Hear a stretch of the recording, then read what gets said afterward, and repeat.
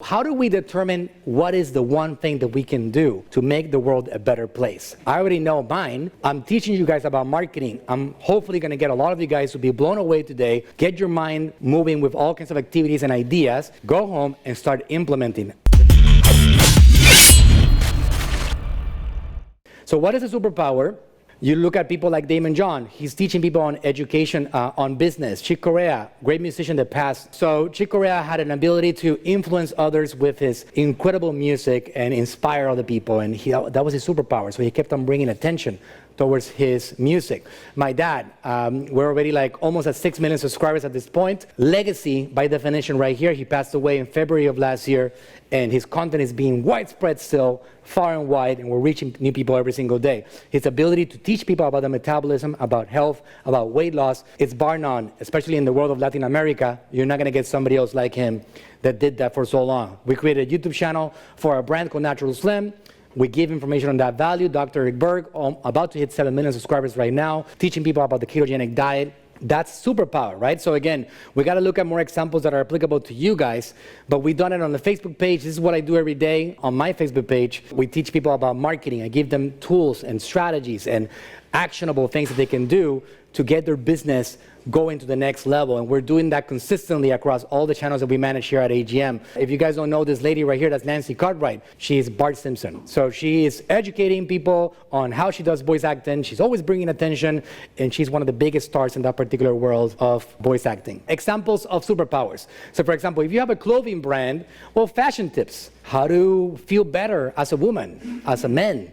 How to dress better so you can have an increased value of yourself. Supplements, health and fitness. If you're into makeup, makeup tutorials. People that do makeup tutorials and educate people on makeup are giving people value, and by doing so, they bring attention.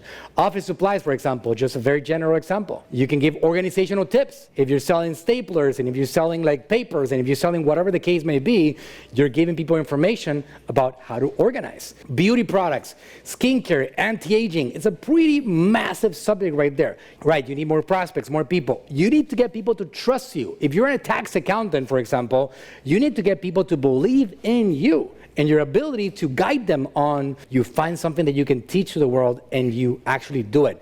If you, as a business owner, as a brand owner yourself, you don't feel like getting in front of the camera, you just bring somebody on board that does it for you. This is the best investment that your business can have. There's a lot of people that are 20 years old, 18 years old, 25-year-olds looking for opportunities to actually be a part of something special.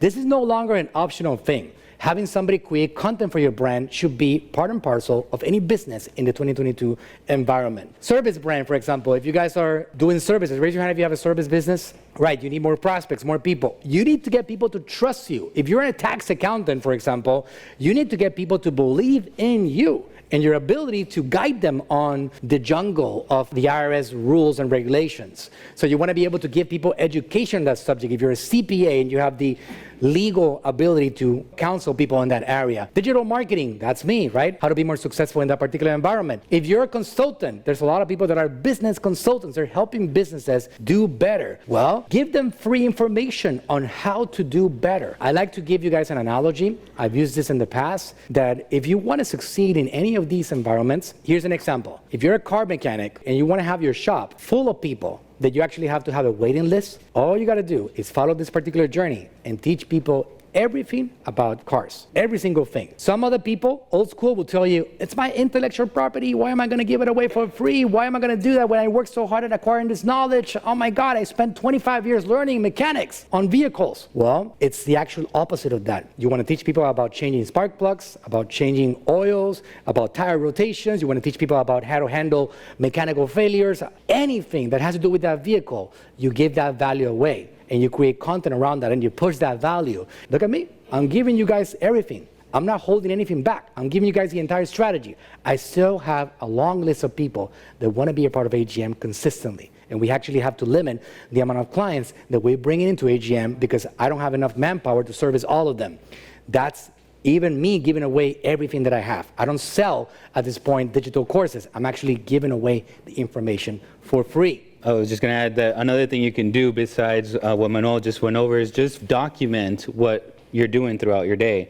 Like in the car, the mechanic example, you just show people how you're actually fixing it. Maybe like Manuel was saying, you can show them also like, what you, like how to do it, but you can just document and just let people watch what you do. Two friends that I have on TikTok, one that on the product side, all he does like art, canvas printing and whatnot. So he just shows the machine printing the art every day, different kinds of art. And then that creates the want for somebody, oh, I want that one too. And then he gets a bunch of orders that way.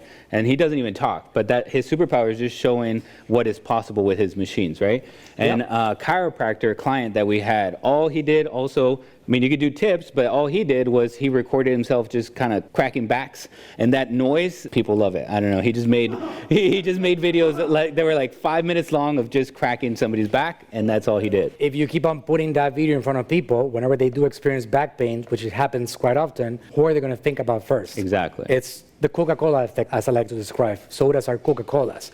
Why? Because they've been branding themselves for so many years. So that's the value of doing social media marketing like this. Okay, good. So we got superpower. You guys should get some ideas going, and you should definitely think about what is your ability that you have to help people. What is the thing that got you into your business? What is the thing that motivates you? Because it's applicable to everybody. Artists, for example. There's a lot of artists over here. Musicians. More often than not, musicians actually struggle. Artists, they starve, right? In general, it's quite common. My brother was a starving musician for a long time until he pulled the plug. He quit and he went into some other career. But in general, a lot of these artists that we have today, that we have gotten introduced to, which are amazing, even the modern ones or the older ones, you look at Da Vinci's and all these guys, they figured out how to get in front of people. They figured out marketing. Whatever the case may be, we have a lot more artists than we discovered that simply did not figure that part out. It's not that artists are too exclusive and there's not many great artists. There's a lot of great artists. A lot of them never get discovered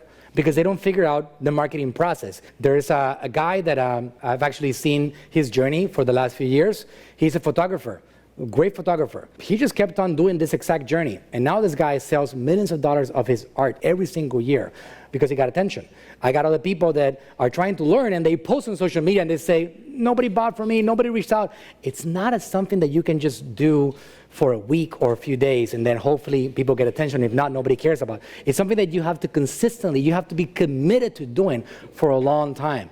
That's the way it is. If you go back to some of the examples that I've been able to be a part of, my father started creating content in 2012. The first 2 years, he felt he was a crazy old man talking to the camera. Nobody would watch his content. Even though he was a great content creator, nobody would watch the content. Not until we figured out some marketing strategies in 2014, the YouTube channel started taking off and his content started getting seen and we started getting business. So you gotta just put your head down and know what it takes and don't come back to me and say that you've tried it for 6 weeks and it hasn't worked, because it's something that is long-term. Now, of course, if you come back to me and you say, I've been doing this for a year and a half and nobody pays attention, then we should be concerned about it, right? I might have to come back and be like, look, it's just maybe people don't have interest in your art. Maybe that's what it is. Or maybe you didn't press enough buttons to get people to start paying attention.